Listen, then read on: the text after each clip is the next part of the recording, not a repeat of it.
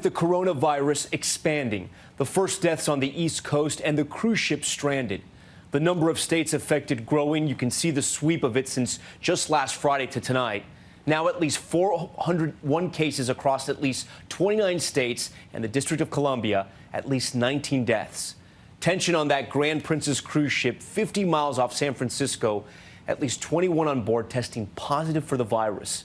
Vice President Pence meeting with cruise industry officials, announcing plans to bring that vessel into a non-commercial port, all on board to be tested, reminding Americans the risk of contracting the virus remains low. And of the 16 deaths reported in the state of Washington, officials tell us 14 are associated with that Life Care Center in King County that has been the focus of so much concern. And now word 2 more nursing homes are affected in that same state. ABC's chief national correspondent Matt Gutman in San Francisco starting us off.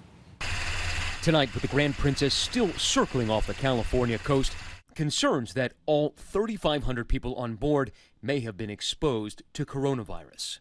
All passengers and crew will be tested for the coronavirus and quarantined as appropriate. Those that require additional medical attention will also receive it.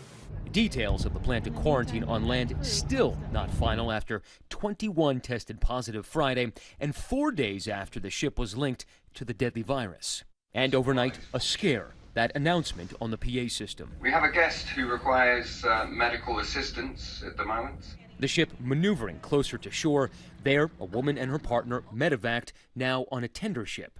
And after a tense night, the captain announcing the medevac was not related to COVID-19. Still, passengers on board anxious. We're just hoping and praying that we test negative and that somehow this ship can get offloaded in time to get home. I don't really think it's terribly likely, but if I'm praying for one thing, that's what I'm praying for. While touring the CDC on Friday, the president said he would leave it up to the health officials. But I don't need to have the numbers double because of one ship. That wasn't our fault. And it wasn't the fault of the people on the ship either. Anger mounting that the ship has both been kept circling and in the dark on some of the decisions, including the announcement that there were people infected on board. The captain clearly exasperated. We were not given advance notice of this announcement by the U.S. federal government. It would have been our preference to be the first to make this news available to you. In nearby San Francisco, tents set up at a hospital for more patients in the city and police handing out informational flyers on the virus. And Washington state remains the epicenter for the virus with over 100 confirmed cases and at least 16 deaths. And now the news that 2 more nursing homes have been afflicted. We've had patients who, within an hour's time, show no symptoms to going to acute symptoms and being transferred to the hospital. And we've had patients die relatively quickly.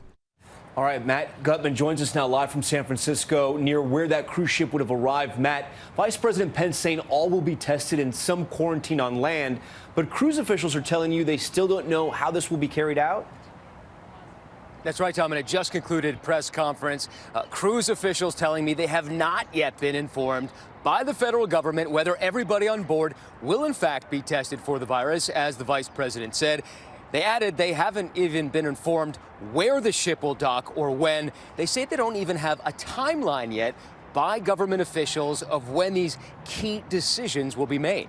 Tom? So many questions still tonight about that boat. All right, Matt, thank you.